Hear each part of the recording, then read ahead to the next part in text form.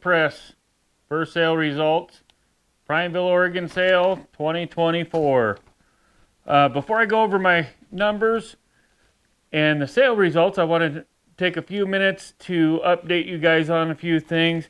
First off, I'd like to thank the OTC and the Oregon Trappers Association for putting on these first sales.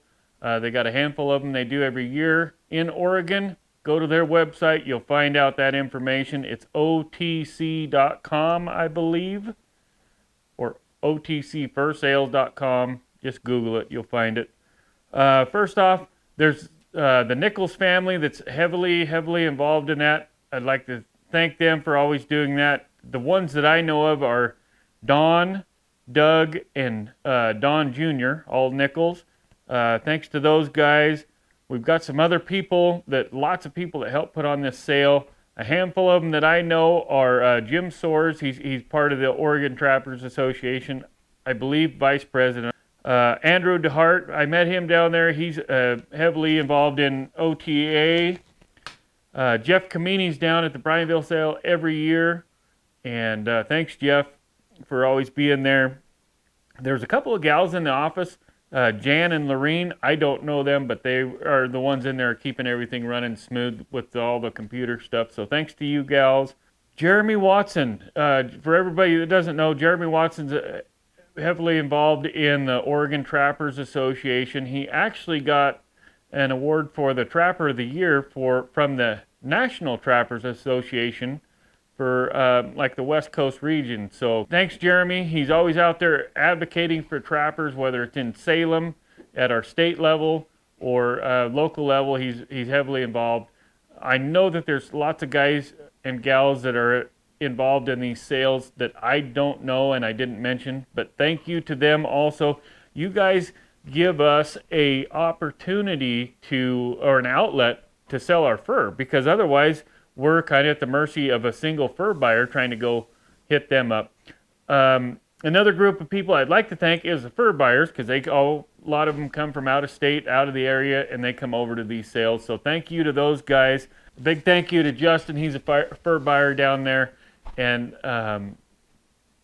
he approached me. I finally got to meet him. He's a big player in the fur industry, Rocky Mountain Fur and Fireworks. I believe they're out of Nampa, Idaho, or Caldwell. I'm getting closer. I'm not sure. They're right there. I see their sign every time I go to Idaho. Rocky Mountain Fur and Fireworks. Nice to meet you, Justin.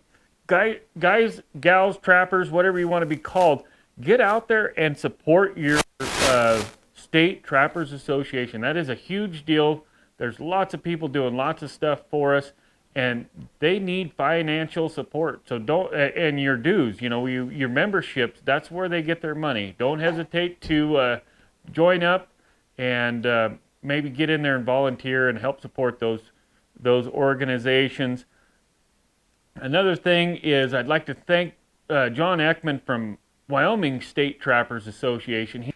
John always invites me out to their convention to do a demo, usually on some sort of snaring, and I can't make it this year, so everybody in that part of the world, I apologize I can't make it. I'd love to be there to see you guys, and I just love that part of the country.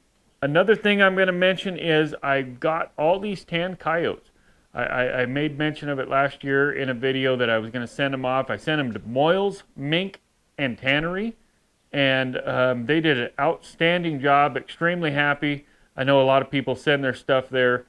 Seemed like pretty reasonable prices, and what a great turnaround. I think it was a month or month and a half's time by the time I shipped them to the time I got them back. So thanks to those guys for that. Great job. I'm going to put them up for sale. You guys, if you want, hit me up in the comments. They're going to be around $100 to $105. They are Western heavy and semi-heavy. There's a few heavy. Most of them are Western semi-heavy. They're large coyotes, prime caught wintertime on my own trap line. So if you guys are interested, hit me up in the comments, and we'll go from there. The other thing I want to mention, so at this first sale down here, they give out fur handling awards, and this year I won an award for my coyote fur handling, which is kind of awesome. 1977, my grandpa won an award for his fur handling. And if you look on that certificate, down in that bottom left-hand corner, you'll see Don Nichols' signature.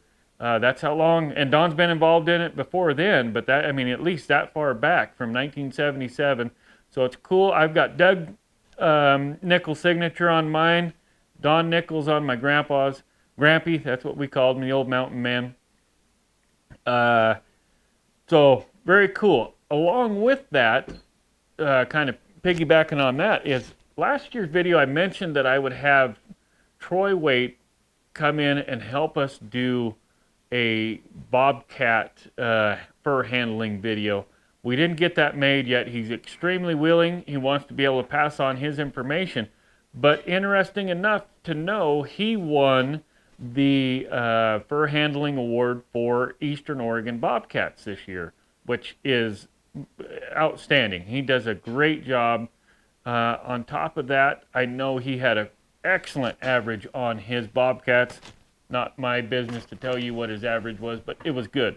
So let's talk about the fur sale results. I'll give you the fur sale results first, and then I'll give you my averages. I'm just going to read down through the list real quick. Badgers were $22 each. I've seen those badgers. They were big Western badgers. I'm surprised they went that cheap. One group of 8 of them. Beavers, we had quite a few at this sale offered. There was 465 with a $35 average, which is, to me, that's really good. I did not trap any beavers this year. I didn't bring any to this sale. Along with that is the beaver caster, further down the list, was $40 a pound, which is down quite a bit from last year, but still, that's excellent. You know, you divide that up. If it takes 3 or 4 beavers to make a pound of caster, that's still, you can add another 10 or $12 to your beaver cost. All of a sudden, you're getting paid $50 a beaver if you're harvesting in the caster and the fur. So that's kind of exciting. Hopefully those numbers hold up a little bit. Let's go with bobcats. So this list, it has 3 different columns, categories of bobcats.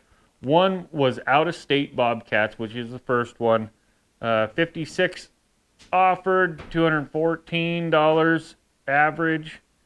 You guys know that you guys know that Oregon, we have 2 categories of bobcats. We have Eastern Oregon category, or Eastern Oregon bobcats, and Western Oregon bobcat. Two totally different style of cat. Our Eastern cats this year average was $363. The high cat, interesting to know, would be at this sale was $1,228.17. So the report I got was there was 8 cats that went over $1,000 at this sale out of 320.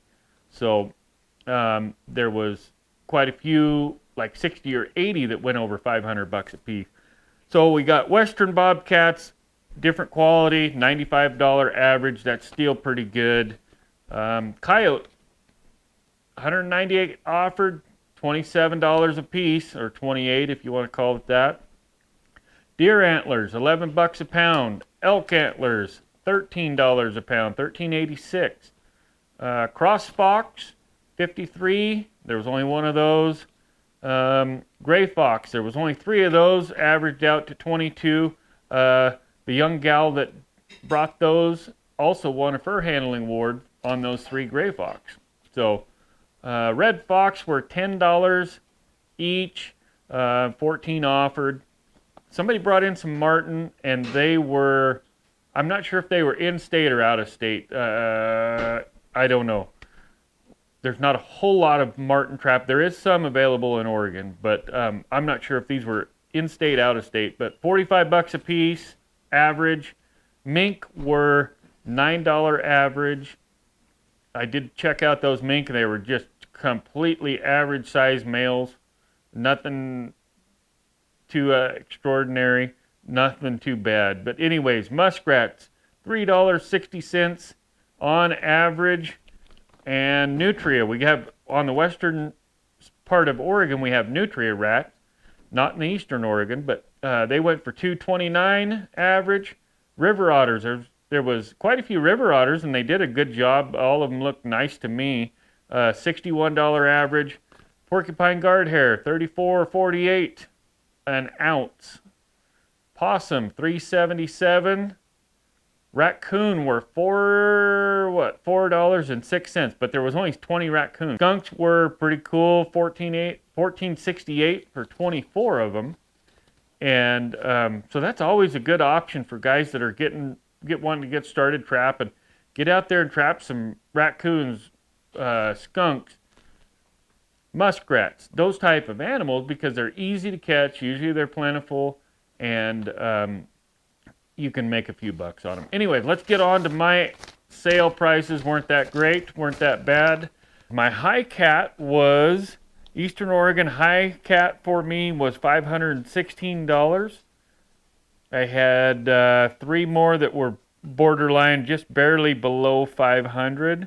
And then I had those 3 that were, I had 3 of them. One went for 188, 167, and 189, which brought my average way, way down.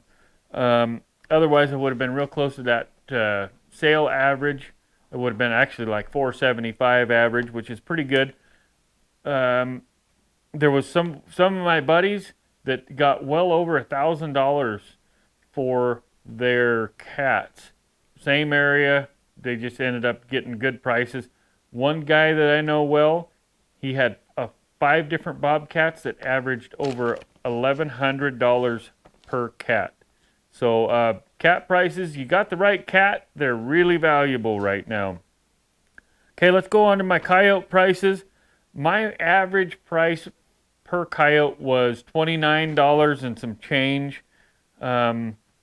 My high coyote was $47, and I'm not sure what the sale high was yet, but that's going to be pushing.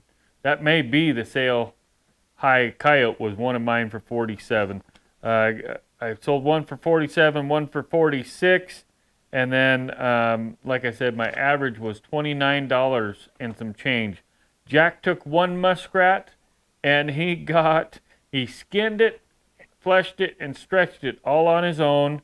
At 8 years old, he got $1.17. Good job, Jack. There's only one way to go, and that's up from here. So, anyways, that's the end of this year's first sale.